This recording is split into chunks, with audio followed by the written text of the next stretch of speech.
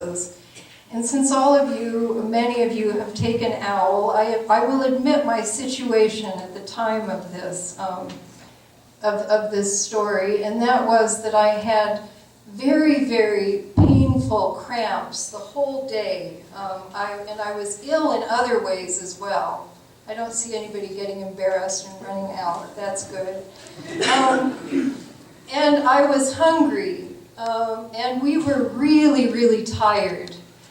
We had been traveling on public buses. I only knew a few words in Chinese. Actually, I can write Chinese characters because it's the same as Japanese. So I was just going around with my little book, writing to people, and then they'd write something back, and then I'd write to them. And it was exhausting. So I was exhausted. I was all of those things pretty much. I think I was even hungry. Have you ever heard of HALT?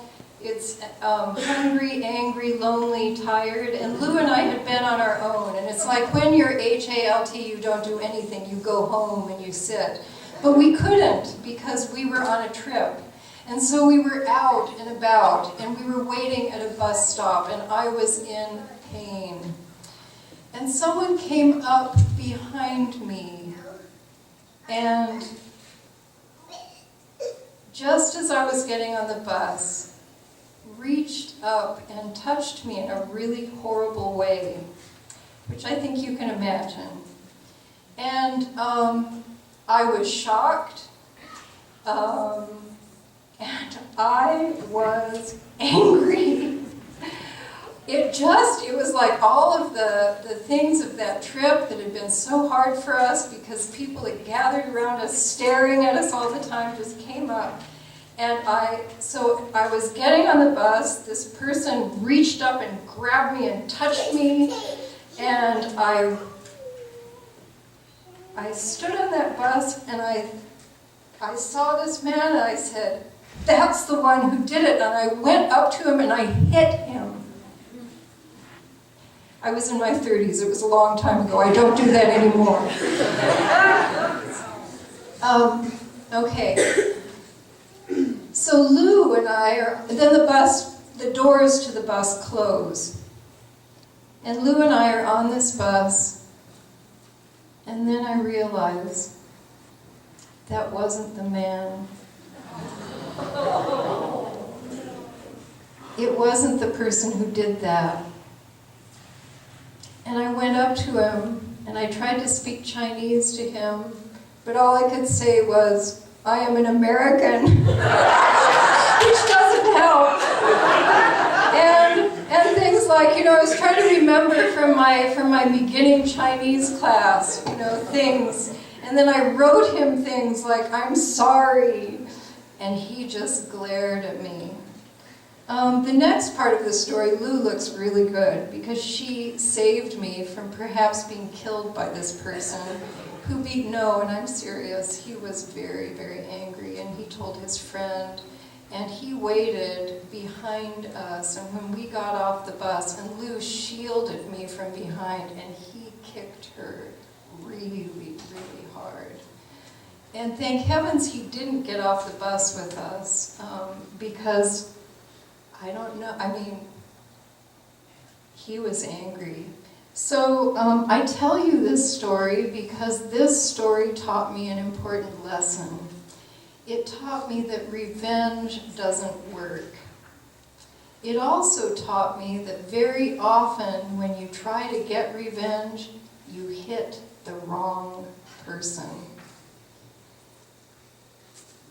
So I give you the truth of that story so that you do not have to be on that bus. I'm sure none of you would do something like that.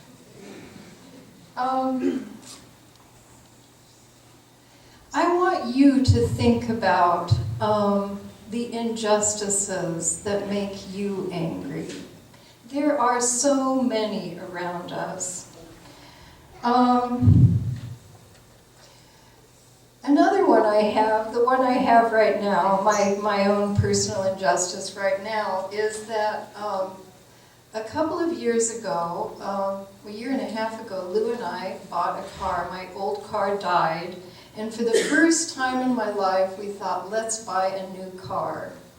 And we looked up on the internet, we did all this research. In fact, at the time we were at General Assembly and we looked for a car that would be safe and that would get really good mileage. And it was right after the tsunami, so there weren't Priuses, and that was a little out of my price range. So I didn't consider one of those, and I thought, well, this has the best mileage that I could get outside of a Prius. But then, and it wasn't so bad when we were living in Arizona, because I was mostly on the highway. But then after we moved here, the mileage that I'm getting is really, really bad.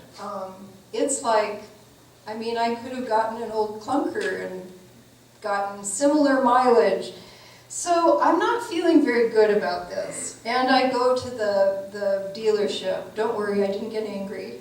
I went to the dealership, and somebody at the dealership asked, they said, you know, we give out gas cards for people who have your kind of car because, you know, it hasn't gotten very good mileage, and so we can give you gas cards to help pay for the gas. And I wanted to scream at them. This was not the point. The point was I didn't want to use that much gasoline. So this puts me in a really big quandary because I love my car. I don't want to hate my car. I don't want to feel horrible when I get in it. And I don't want to spend my money and time suing a car company. It just doesn't seem like it's worth my trouble. Or I don't know, it just doesn't seem like where I want to spend my energy. But that car triggers in me another greater anger and frustration that has to do with the dirty winter air in Salt Lake Valley and my lack of ability to do anything about it, and the lack of strength on the part of lawmakers to make and enforce stronger controls on factory and automobile emissions. And that connects with my horrible feelings about global warming, the plight of the penguins and the polar bears, and I'm serious, I can cry over penguins and polar bears, and so much more. But this has been true for many years. I can understand why terrorism happens. I mean, I get that. I get the heart of the terrorist. But I don't want to go that route. I have to find another way to justice. And one of my greatest teachers has been Mohandas Gandhi.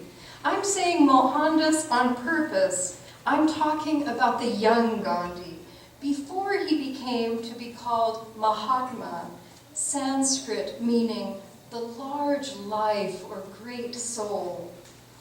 As many of you know, he studied law in England, and then at some point he moved to South Africa to practice. And once when he was there, he was going from one place to the other, and he bought a ticket for a train.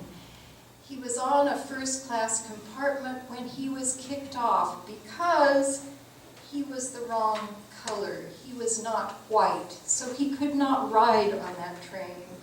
And when he tried to protest, he was severely beaten. Over and over again, and his book, Experiments in Truth, became a kind of Bible to me when I was feeling so much anger during the first years we lived in Japan after we had left a difficult situation in the United States. Because Mohandas Gandhi knew what to do with anger. He knew how to create strength and energy from his hardships. This became like a kind of fossil fuel from the layers and layers of life that formed and that lived on this earth. He waited to act until he was in a wiser frame of mind. I'm so glad he didn't hit that inspector on the train. Somehow, he was able to look beyond revenge against a few individuals, and together they were able to overthrow a system of colonialism. By waiting, he was able to attack the system rather than individuals. There are so many circumstances, so many times in Gandhi's life that could have become the heart of one of those movies of revenge that we often call justice. Imagine, Gandhi is treated badly on the train. He goes back to Johannesburg and makes contact with the gun dealers, and they wreak revenge all over South Africa, blowing up trains and government buildings. He wrote, after he explained many of these times, at one point in his book, and I tried to find it the other day and I couldn't, but I found it when I needed it many years ago. He said something like, "I decided to choose my battle." One battle after another came to him, and he stood back and chose. Last Sunday, it was my responsibility to talk with the newcomers about why one becomes a Unitarian Universalist. And I'm afraid sometimes after Sunday, my vision is more limited than it should be. I just couldn't see the big picture. Of course I could when I got home. I remembered everything that I should have said that I didn't say at the time. I'm wonderful in hindsight. And when I got home, I remembered a story that Connie Gates had given when she talked about a guest at our table. She talked about how one piece of straw is easily broken, but where if you take all of those pieces of straw together, you cannot break them. Together we are strong. Without each other's strength to make a movement, we settle on revenge instead of justice. And as I told you, revenge does not work. Part of why it was important for Mohandas Gandhi to wait was that he needed to gather people around him. He could not do it on his own. He could not make the movement. When you sign the book to become a Unitarian Universalist member of this congregation, you become part of the Unitarian Universalist Association. This is a powerful association of people with hearts and minds set on justice. Together, and by simply becoming a member of this congregation, you become a part of an interconnected web of people working towards justice. I have colleagues who are marching for the tomato workers in Florida. Another congregation in New York State has established a center for immigrants, and yet another in Ventura, California, has an amazing program for the homeless. We have gathered people here. We have been an oasis to many people in this valley. If you are intrigued about what I am saying about the Unitarian Universalist Association, I encourage you to look at our wonderful publication, the UU World, or at uua.org.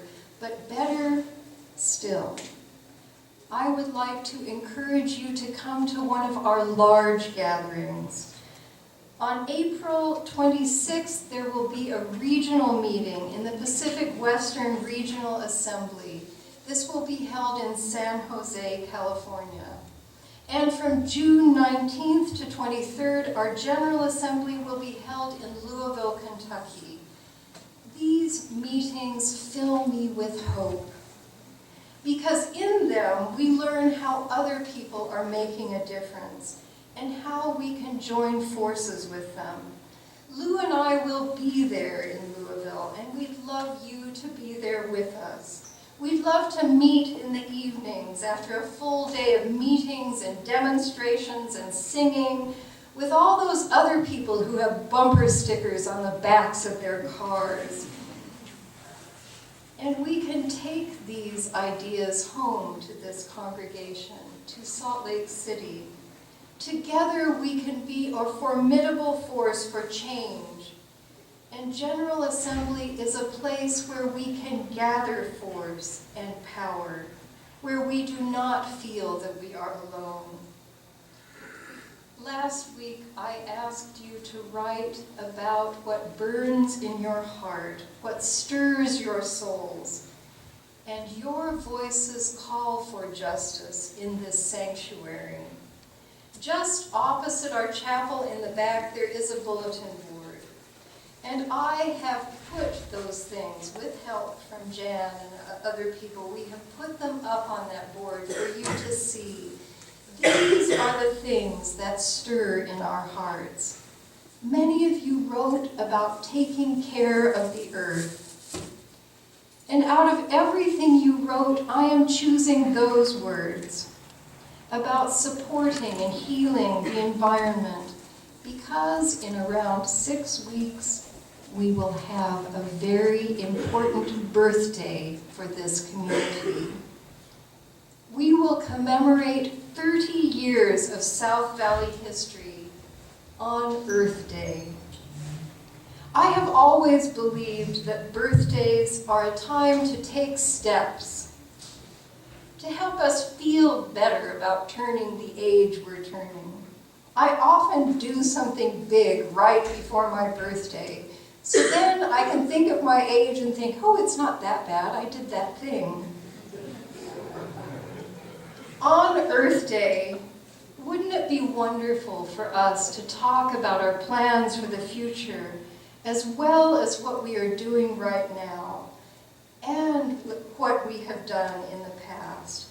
These are some of the visions that burn in your hearts that you wrote last week. Advocate for clean air. Join with other groups to create a groundwell of public support. A vision of cleaner air. Do you see this? A trend we have. Transforming our church into a place as green as possible. Vision of pledges, bringing in enough to do this, plus so many other things. Another one. I share a prayer that I can find a way to help clean up the air in Salt Lake City. A realistic way that one person can do, to make this happen. Peace on earth and no more wars. Another person. I envision breathing air that does not choke me or make my eyes burn. Amen. Someone else says, more community work parties, tackle jobs together, clean air, protect bees, save rainforests, stop pipelines, wind energy, wave energy, no idling in cars.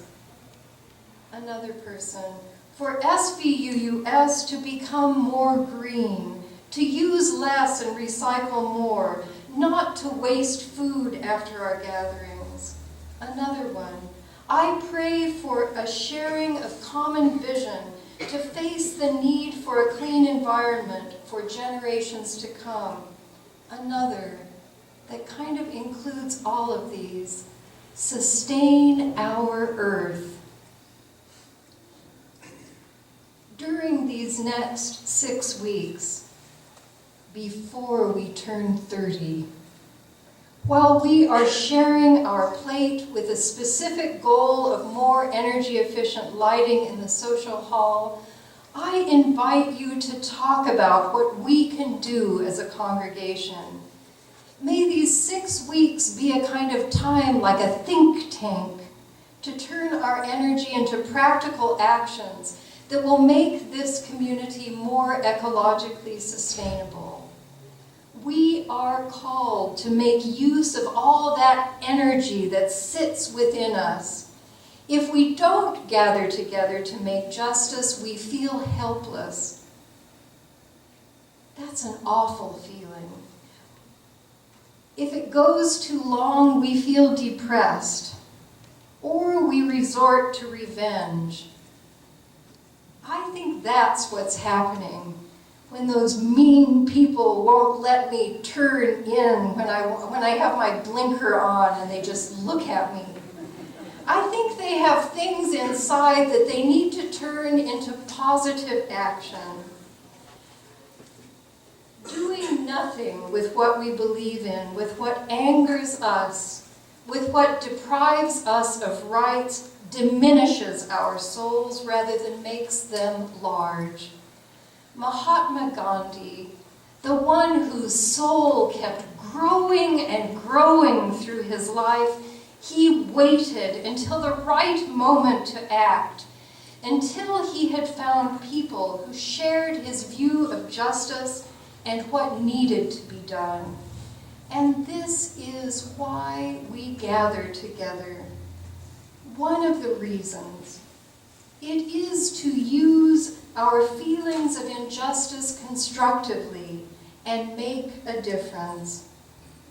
I found a great example of this in our community in The Catalyst, that wonderful local monthly free paper.